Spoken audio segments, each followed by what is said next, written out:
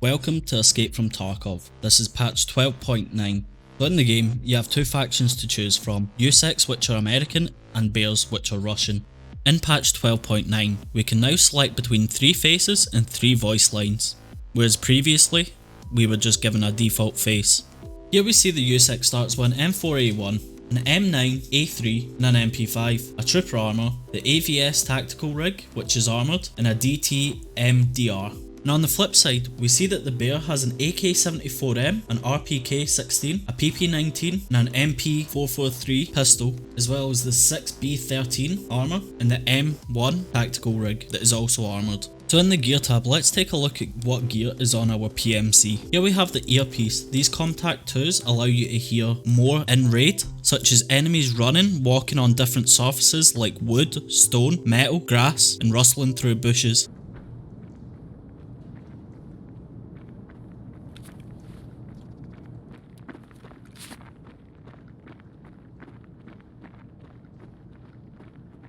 In the headwear slot we have a helmet. If we go down here to armoured areas, this is where it's protecting, so it will protect the top of our head and the nape of our neck. Now, it's made out of armoured steel. There's different materials that armours can be made out of, and some repair better than others. And it's an armour class of 3, and some helmets can come with a face shield. A face cover is used just to make you not stand out as much. In patch 12.9, some glasses can now reduce the amount of time that a flashbang affects you. And here we have body armour. They're used to stop bullets penetrating vital parts.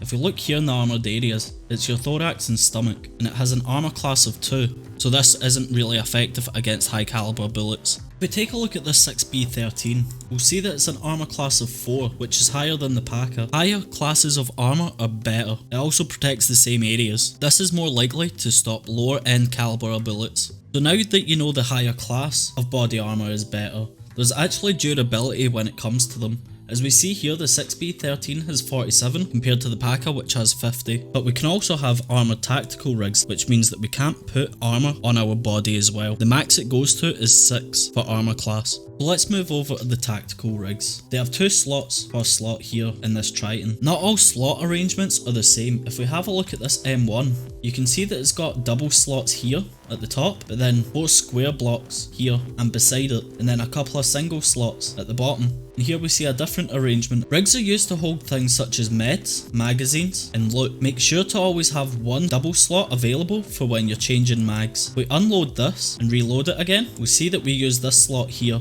So another thing to note as well, if your slots are completely full and you try to reload your gun, you'll actually drop the mag that's currently in the gun.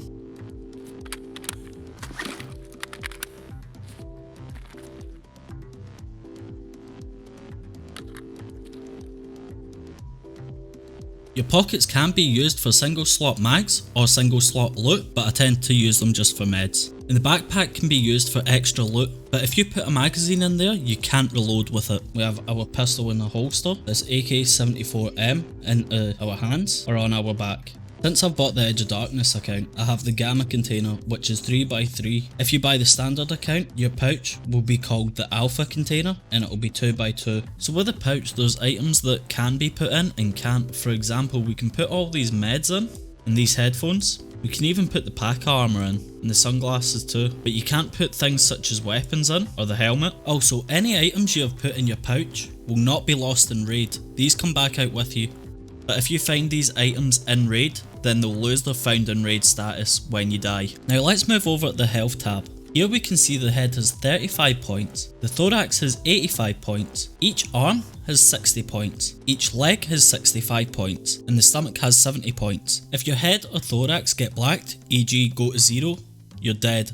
There is one exception to this with bleedings. If your head becomes black due to a bleed, you won't actually die until your thorax hits 0. If your stomach gets black, then you will rapidly lose energy and hydration. If they hit 0, this can kill you as well, so be sure to take some food and water with you. If your limbs or stomach get blacked, then you can repair them with a CMS kit or a survival kit.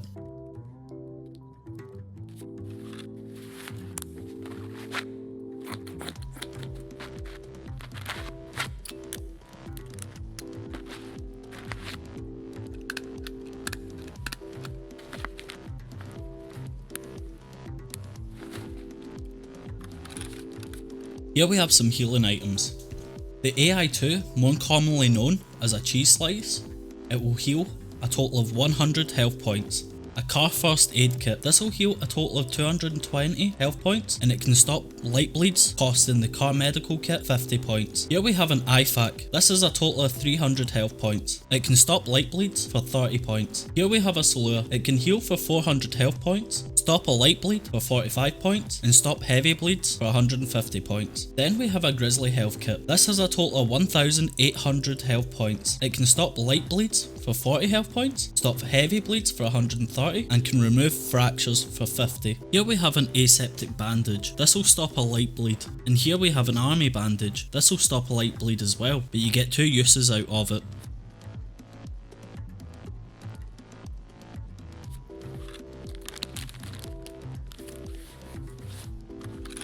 To stop heavy bleeds, you will need a tourniquet, either a single use or a 3 use, and you can break bones. So if you fall from a high place but not high enough to kill you, you will have a broken leg, or if you get in a gunfight and somebody shoots your arm, it can break. Here we have splints that will repair that, and here we have a 5 use.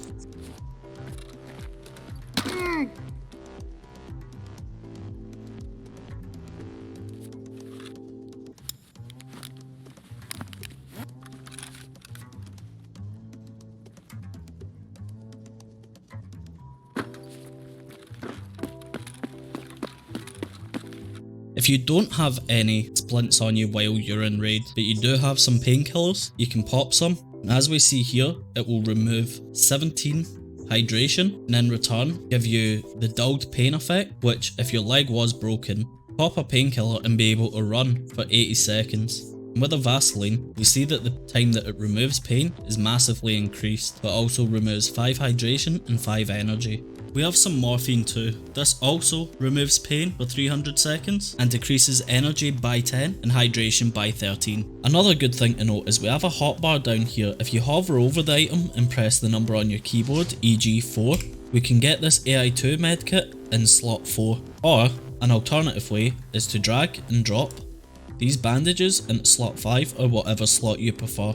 Throughout the game, dealers will give you tasks. If we go to Prapor here, in this tab, tasks, I've already accepted this one, but he's asking us to kill 5 scavs and hand over 2 shotguns. Therapist is asking us to find in raid or craft in the hideout 3 Salua kits. Here we can see the difference between not found in raid and found in raid. This one was given to us when we received our account. This one has been crafted in the hideout and has the found in raid checkmark. We go to the hideout and to the med station. We can see currently that I'm crafting a Salua kit that uses 2 painkillers, 2 bandages, and a splint. You leave the power for your generator on, which I've also crafted.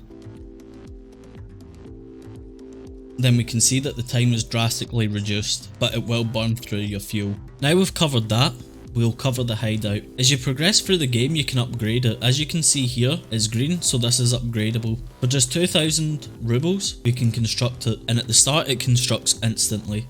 Things like heating, illumination and vents can be upgraded right now. Construction time is instant, but it costs 25,000 rubles, at least for vents. We can look at illumination here, and that will cost us 10,000 rubles, and heating will cost us 25,000 rubles as well. Now on the main menu, if we click escape from Tarkov, we can see our PMC. This is our main character. Anything we take in raid with us, if we successfully get out, we'll keep it all. If we die in raid, we'll lose it. But there is a way to get your stuff back. It's called insurance. If we click next and click a map that we want to go on in our time, here we can insure stuff. We can insure all of it, and it'll cost us 26,000 to insure it all. But if nobody else takes that stuff out of raid, then we get it back.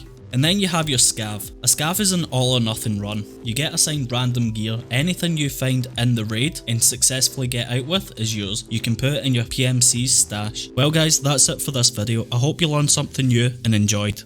I'll see yous all later.